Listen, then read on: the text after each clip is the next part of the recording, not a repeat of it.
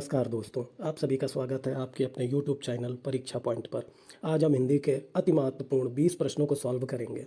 इन 20 प्रश्नों में कम से कम आपके 50 प्रश्नों का रिवीजन होगा। ये सभी प्रश्न परीक्षा के लिए अति महत्वपूर्ण हैं। चलिए शुरू करते हैं।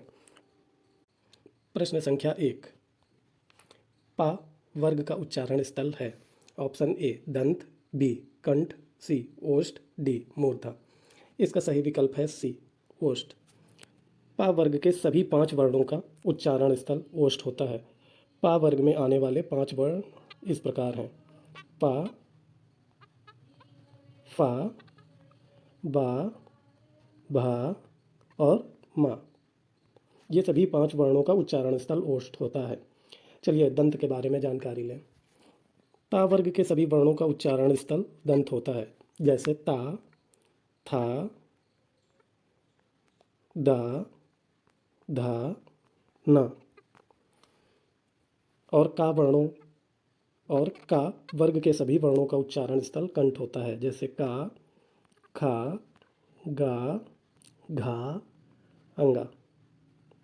मूर्धा, टा वर्ण के सभी वर्णों का उच्चारण स्थल मूर्धा होता है, जैसे टा, ठा, डा, ढा और अड़ा। क्वेश्चन नंबर 2, वर्णों के समूह को क्या कहते हैं? सही विकल्प है बी। सही विकल्प है सी वर्णमाला। वर्णों के समूह को वर्णमाला कहते हैं। इस प्रश्न को परीक्षा में कई तरह से घुमा करके पूछा जाता है, जैसे वर्णमाला किसे कहते हैं। ऑप्शन में वर्णों के समूह को वर्णमाला कहते हैं या वर्णों के सुव्यवस्थित क्रम को वर्णमाला कहते हैं। दोनों ही विकल्प सही होता है। इनमें से जो विकल्प आए उस पर आप टिक लगाएंगे। क्वेश्चन नंबर 3, छत, त्र और ज्ञ ये तीनों कौन से व्यंजन हैं? ऑप्शन ए संयुक्त व्यंजन, बी ऊष्म व्यंजन, सी तवर्गीय व्यंजन, डी इनमें से कोई नहीं। ये छत, त्र, ज्ञ संयुक्त व्यंजन की श्रेणी में आते हैं। विकल्प संख्या ए इसका सही विकल्प है। संयुक्त व्यंजन वे व्यंजन होते हैं जो 2 या 2 से अधिक वर्णों के मेल से बनते हैं, जैसे छा। छा 2 वर्णों के मेल से बनता है, अधिका और सा। त्र भी 2 वर्णों के मेल से बनता है, आदिता और रा। ज्ञ ज्ञ आदि जा और इया के मेल से ज्ञ बनता है। इन तीनों के अतिरिक्त एक और वर्ण स्रा होता है, जो संयुक्त व्यंजन की श्रेणी में आता है। स्रा आदि सा और रा के मेल से बनता है। क्वेश्चन नंबर 4, फूल कौन सा संज्ञा है? फूल में कौन सी संज्ञा है? समूहवाचक संज्ञा है, जातिवाचक संज्ञा है, व्यक्तिवाचक है या फिर भाववाचक है? इसका विकल्प संख्या बी सही जवाब होगा, जातिवाचक संज्ञा। जातिवाचक संज्ञा वे संज्ञाएं होती हैं जिसमें किसी विशेष जाति का बोध हो, जैसे लड़का, शिक्षक आदि। समूहवाचक संज्ञा वे संज्ञाएं होती हैं जिसमें किसी विशेष समूह का बोध हो, जैसे भीड़, लोगों के समूह को भीड़ कहते हैं। कक्षा, विद्यार्थियों के समूह को कक्षा कहते हैं। मेला, सभा, गुच्छा आदि। व्यक्तिवाचक संज्ञाएं वे संज्ञाएं होती हैं जिसमें किसी व्यक्ति विशेष या वस्तु विशेष की बात हो, जैसे रमेश, ये किसी व्यक्ति विशेष का नाम है। गुलाब, किसी फूल विशेष का नाम गुलाब है। गंगा, नदी विशेष का नाम है। सोमवार, दिन विशेष का नाम है। भाववाचक संज्ञा, भाववाचक संज्ञा के विषय में आपको बता दें, भाववाचक संज्ञाएं वे संज्ञाएं होती हैं जिनसे किसी भाव को प्रकट किया जाता है। ये संज्ञाएं हम स्पर्श नहीं कर सकते, जैसे गरीबी, बुढ़ापा आदि। अपनापन भी इसी में आ जाएगा। वो सभी संज्ञाएं जो सिर्फ फीलिंग की जा सकती हैं वे सभी भाववाचक संज्ञाएं होती हैं। क्वेश्चन नंबर 5, मैं कौन सा पुरुष है? उत्तम पुरुष, मध्यम पुरुष या अन्य पुरुष? इन पुरुषों के बारे में जानकारी लेते हैं। पुरुष 3 प्रकार के होते हैं, उत्तम, मध्यम और अन्य। उत्तम पुरुष में मैं और हम आता है। मतलब अगर 2 व्यक्तियों में बात हो रही है, किसी तीसरे व्यक्ति की चर्चा की जा रही है, तो बात बोलने वाला या बात को कहने वाला उत्तम पुरुष होता है। बात कौन कहेगा? या तो मैं या तो हम। मध्यम पुरुष क्या होता है? जिससे बात की जाए वह मध्यम पुरुष होता है। बात हमेशा तुम से ही की जाती है, इसलिए तुम मध्यम पुरुष होगा। अन्य पुरुष वे पुरुष होते हैं जिनके विषय में बात की जाए, तो हम जिसके भी विषय में बात करेंगे वो अन्य पुरुष की श्रेणी में आएंगे। जैसे हम वे की बात कर सकते हैं, या फिर राम की बात कर सकते हैं, वह की बात कर सकते हैं, या फिर ये कह सकते हैं मैं, हम और तुम के अलावा अन्य जो कुछ भी हो वह अन्य पुरुष में आएगा। शायद आपको ये पुरुषों के बारे में जानकारी ठीक से प्राप्त हो गई है। अब इस तरह के प्रश्नों को आप गलत नहीं करेंगे। क्वेश्चन नंबर 6, तुम जा रहे हो, ये कौन सा काल है? क्या ये वर्तमान काल है या भूतकाल या भविष्य काल है? तुम जा रहे हो, जा रहे हो से स्पष्ट होता है कि यह वर्तमान काल है। यह क्वेश्चन बड़ा आसान है, इसके विषय में ज़्यादा चर्चा करके समय बर्बाद करना गलत है, इसलिए क्वेश्चन नंबर नेक्स्ट पे चलते हैं। 7, नाग कौन सा लिंग है?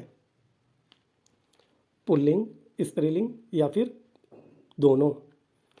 जब भी लिंग के विषय में पूछा जाए, ध्यान रखें हमेशा उस वर्ड, उस शब्द का वाक्य प्रयोग कर कर देख लें। जैसे नाक अच्छी है, इस पूरे वाक्य में हमें शब्द अच्छी मिला। अच्छी, अच्छी का मतलब क्या है? ये स्त्रीलिंग में प्रयोग किया जाएगा अच्छी। अगर यहाँ पर अच्छा होता तो वह पुल्लिंग हो जाता, इसलिए अच्छी के कारण यहाँ स्त्रीलिंग आएगा, अतः इसका विकल्प बी बिल्कुल सही है। क्वेश्चन नंबर 8, समास कितने प्रकार के होते हैं? विकल्प संख्या सी, समास 6 प्रकार के होते हैं। समास के विषय में जानकारी लेते हैं। वो 6 प्रकार कौन कौन से होते हैं? नंबर पहला अव्ययी भाव समास, दूसरा तत्पुरुष समास, तीसरा द्वंद्व समास, चौथा द्विगु समास, पांचवा कर्मधारय समास, छठा बहुब्रीहि समास।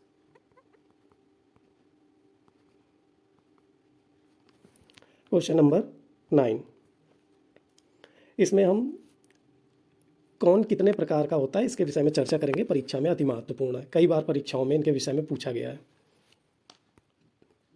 संज्ञा उत्पत्ति के आधार पर, अर्थ के आधार पर। संज्ञा रचना के आधार पर 3 प्रकार की होती है, उत्पत्ति के आधार पर 3 प्रकार की होती है, जबकि अर्थ के आधार पर यह 5 प्रकार की होती है। सर्वनाम, सर्वनाम 6 प्रकार का होता है। क्रिया 2 प्रकार की होती है, सकर्मक क्रिया और अकर्मक क्रिया। विशेषण 4 प्रकार के होते हैं। काल 3 प्रकार के होते हैं। लिंग 2 प्रकार के होते हैं, लेकिन संस्कृत में लिंग 3 प्रकार के होते हैं, स्त्रीलिंग, पुल्लिंग और नपुंसकलिंग। क्वेश्चन नंबर 10, प्रतिदिन कौन सा समास है?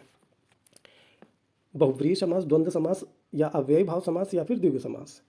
विकल्प संख्या सी, इसका सही जवाब है अव्ययी भाव समास। अव्ययी भाव समास वे समास होते हैं जिनके जिनके उपसर्ग का प्रयोग होता है, वो अव्ययी भाव समास होते हैं। शब्दों के प्रारंभ में उपसर्ग आ जाएगा। जैसे प्रतिदिन, प्रतिदिन में प्रति उपसर्ग का प्रयोग हुआ है। अनुभव, अनुभव में अनु उपसर्ग का प्रयोग हुआ है। अपमान में अप उपसर्ग का प्रयोग हुआ है। बहुब्रीहि समास कौन से समास होते हैं? वे समास जिनमें किसी तीसरे व्यक्ति की चर्चा हो जाए, वे बहुब्रीहि समास कहलाएंगे। जैसे दशानन, मतलब 10 हैं आनन यानी हाथ जिसके, अर्थात रावण, बहुब्रीहि समास में आएगा। द्वंद्व समास वे समास जो विलोमानुपाती होते हैं, अर्थात विरोधाभास जिनमें झलके, वे सभी द्वंद्व समास होते हैं। जैसे दिन रात, माता पिता आदि।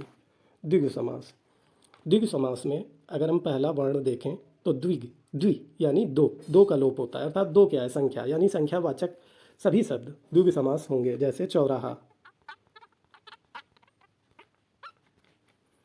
नवग्रह। चौराहा में 4 शब्द नवग्रह में 9, ये दो संख्याएं झलक रही हैं, अर्थात ये द्विगु समास होंगे। क्वेश्चन नंबर 11, मैं आज नहीं पढ़ूंगा कौन सा अव्ययी है? नहीं शब्द से स्पष्ट होता है कि ये निषेधवाचक वाक्य होगा। क्वेश्चन नंबर 12, अगर आपने अभी तक हमारे यूट्यूब चैनल को लाइक, सब्सक्राइब, शेयर ना किया हो तो ज़रूर करें तथा बेल का आइकन प्रेस करें। क्वेश्चन नंबर 12, ओह यह पिट ही गया कौन सा वाक्य है? विधिवाचक वाक्य, विस्मयवाचक वाक्य, संकेतवाचक वाक्य या फिर इनमें से कोई नहीं। जब भी कभी विस्मयबोधक चिन्ह वाक्य में आए तो उसे हम विस्मयवाचक वाक्य की श्रेणी में रखते हैं। क्वेश्चन नंबर 13, रस भरा कौन सा तत्पुरुष समास है? रस भरा यानी रस से भरा, रस से भरा। जिस भी तत्पुरुष समास में से, के आदि शब्दों का लोप हो जाए उन्हें हम उन्हीं श्रेणी के हिसाब से जज करते हैं कि ये कौन सा तत्पुरुष होगा। जैसे कर्म तत्पुरुष, कर्म तत्पुरुष में हमेशा को शब्द का लोप होता है। करण तत्पुरुष, इसमें से शब्द का लोप होगा। संप्रदान तत्पुरुष, के लिए शब्द का लोप होगा। रस भरे में से शब्द का लोप हो रहा है, अर्थात ये करण तत्पुरुष होगा। क्वेश्चन नंबर 14, यथा संभव कौन सा समास है? संभव में उपसर्ग यथा लगा हुआ है, अर्थात ये अव्ययी भाव समास होगा। क्वेश्चन नंबर 15, निम्न में अशुद्ध शब्द है? एकत्र या नीरस या मंत्रिमंडल या योगीराज।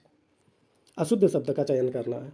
देखिए इसका सही विकल्प है सी, मंत्रिमंडल। मंत्रिमंडल इस तरह से ना लिखकर ये लिखा जाता है मंत्रिमंडल, त्रा में छोटी ई की मात्रा, अब ये शुद्ध है। क्वेश्चन नंबर 16, निम्नलिखित में अशुद्ध शब्द है? साप्ताहिक, वीणा, वाष्प या सिंदूर। सही विकल्प है ए, साप्ताहिक। ये साप्ताहिक अशुद्ध रूप में लिखा हुआ है, इसका शुद्ध रूप क्या होगा? साप्ताहिक। सा में बड़े आ की मात्रा लगेगी। क्वेश्चन नंबर 17, निम्नलिखित में से आग का पर्यायवाची शब्द नहीं है। नहीं शब्द को आप लोग अंडरलाइन कर लेना। इस तरह से नहीं शब्द देके एग्जामिनर बच्चों को कंफ्यूज करने की कोशिश करते हैं। कभी भी प्रश्न में नहीं शब्द हो उसमें अंडरलाइन जरूर कर लें। देखिए वायु सखा, वायु सखा आग का पर्यायवाची होता है। हुतासन आग का पर्यायवाची है। विभावसु आग का पर्यायवाची है, किंतु विपथगा आग का पर्यायवाची नहीं होगा, अर्थात विकल्प डी इसका सही उत्तर है।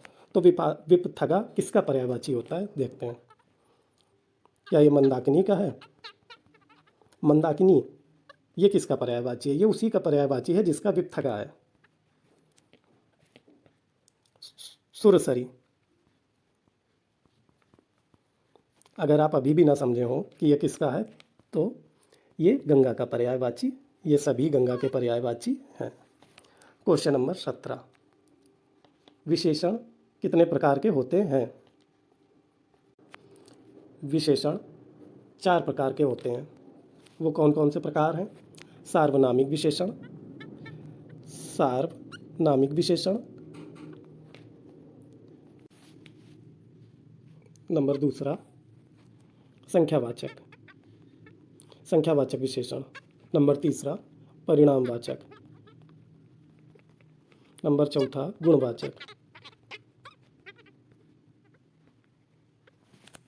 क्वेश्चन नंबर नेक्स्ट, इनमें से कौन सा शब्द संज्ञा से बना हुआ है? देखिए कुल, कुल एक संज्ञा है और कुलीन इसमें प्रत्यय ईन लगा करके यह संज्ञा से बना हुआ विशेषण बन जाता है, अर्थात विकल्प संख्या डी इसका सही जवाब है। नमक तो ये खुद एक संज्ञा है, जाति एक संज्ञा है, कृपा एक संज्ञा है, लेकिन संज्ञा से बना हुआ शब्द कुलीन यह एक विशेषण हो जाता है। क्वेश्चन नंबर नेक्स्ट, कवि का स्त्रीलिंग रूप क्या है? इसका सही विकल्प है कवयित्री, विकल्प सी। क्वेश्चन नंबर नेक्स्ट, ये रहा आज का सवाल, सूर्य का स्त्रीलिंग रूप क्या है? इसका जवाब आपको कमेंट बॉक्स में देना है। अगर आपने अभी तक हमारे यूट्यूब चैनल को सब्सक्राइब ना किया हो तो प्लीज़ कर दें। धन्यवाद।